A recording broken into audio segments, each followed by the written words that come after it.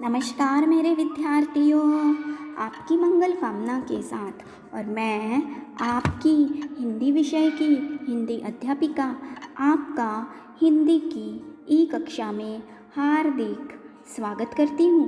विद्यार्थियों, आज हम कक्षा 7वीं में विषय हिंदी में पाठ्यपुस्तक अभ्यास सागर से पाठ गणेशोत्सव के अंतर्गत विराम चिन्ह का अध्ययन करने वाले हैं। आइए ध्यान से श्रवण कीजिए।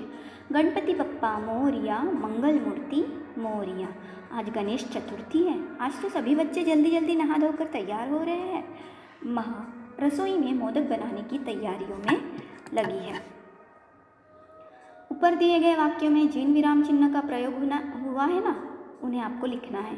पूर्ण विराम, अल्प विराम, योजक चिन्ह, इकहरा अवतरण चिन्ह और दोहरा अवतरण चिन्ह। आइए नीचे खंड क में विराम चिन्ह एवं खंड ख में उनके नाम दिए गए हैं, तो विराम चिन्ह को उनके नाम से मिलाएंगे आप, जो कि आप चित्र में देख रहे हैं। प्रश्न 3, नीचे दिए गए वाक्यों को बोल बोल कर पढ़िए और विराम चिन्ह के प्रयोग पर भी ध्यान दीजिए। प्रश्न 4,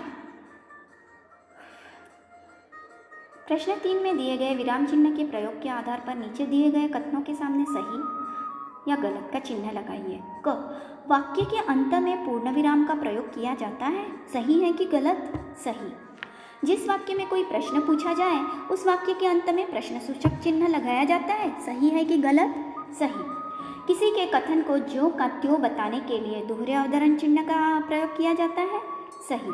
किसी पाठ के शीर्षक पुस्तक के नाम को एकल उद्धरण चिन्ह के बीच में लिखा जाता है, सही। विस्मय आदि बोधित चिन्ह का प्रयोग केवल हर्ष, आश्चर्य, घृणा आदि भाव को व्यक्त करने के लिए किया जाता है, बिल्कुल सही। एक ही तरह के शब्द मतलब जैसे कि एक या फिर एक ही तरह प्रकार के शब्द एवं दोहरे उद्धरण चिन्ह से पहले अल्पविराम का प्रयोग किया जाता है, गलत। भावों के साथ साथ संबोधन वाले शब्दों के बाद भी विस्मय आदि बोधक चिन्ह का प्रयोग किया जाता है, सही। जो शब्दों को जोड़ने के लिए योजक चिन्ह का प्रयोग किया जाता है, सही। जब किसी की तुलना किसी अन्य से की जाती है तब योजक चिन्ह का प्रयोग किया जाता है, बिल्कुल सही। आइए आगे। प्रश्न 5, नीचे दिए गए वाक्यों में उचित विराम चिन्ह छांट कर लिखिए। क्या आपने पत्रिका पढ़ ली? प्रश्नसूचक चिन्ह।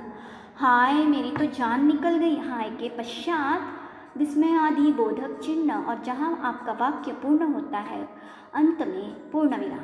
भारत एक महान देश है, पूर्ण विराम।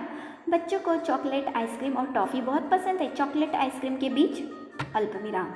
चारू रात दिन पढ़ती है, रात दिन के बीच योजक चिन्ह और जहाँ आपका वाक्य पूर्ण होता है अंत में पूर्ण विराम। प्रश्न 6, नीचे दिए गए वाक्यों में उचित विराम चिन्ह छांट कर लगाइए। रामचरित मानस इकहरे अवतरण चिन्ह में तुलसीदास जी ने लिखी है। छोटी बड़ी देखने में सुंदर कलापूर्ण मूर्तियाँ रखी हुई हैं, छोटी बड़ी के बीच योजक चिन्ह, सुंदर के बाद अल्प विराम और जहाँ आपका वाक्य समाप्त होता है अंत में पूर्ण विराम। घरों में काम करने वाले रामा या बालू, ध्यान दीजिए वाक्य में नाम आया है तो इकहरे अवतरण चिन्ह में। घर घर नाचने आते हैं, छी कितना गंदा पानी है, विस्मय आदि बोधक चिन्ह छी के पश्चात, और कितना अर्थात अंत में प्रश्नसूचक चिन्ह।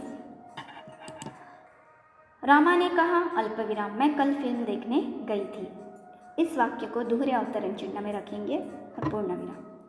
प्रश्न 7, एकल उद्धरण चिन्ह, दोहरे उद्धरण चिन्ह, विस्मय आदि बोधक चिन्ह, प्रश्नसूचक चिन्ह एवं योजक चिन्ह का प्रयोग करते हुए एक एक वाक्य आपको लिखना है। एकल, प्रेमचंद्र जी द्वारा रचित गोदान है, दोहरा अवतरण चिन्ह।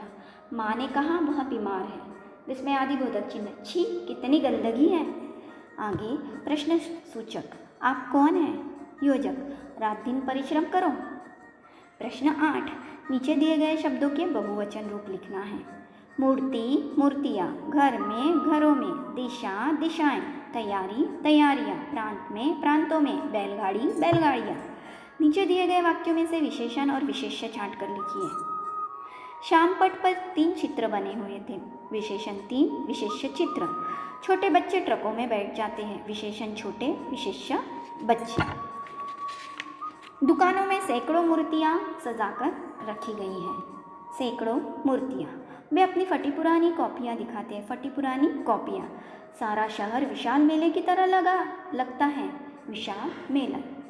नीचे दिए गए वाक्यों में कोई ना कोई गलती अवश्य है, उसे आपको पहचानना है और वाक्य को पुनः शुद्ध करके लिखना है।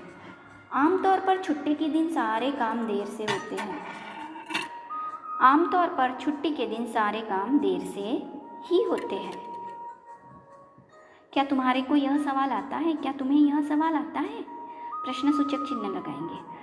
मूर्ति लेने के बाद वह रंगीन पटरे पर रखा गया। मूर्ति लेने के बाद वह रंगीन पटरे पर रखी गई। डाकिया ने चिट्ठी पढ़कर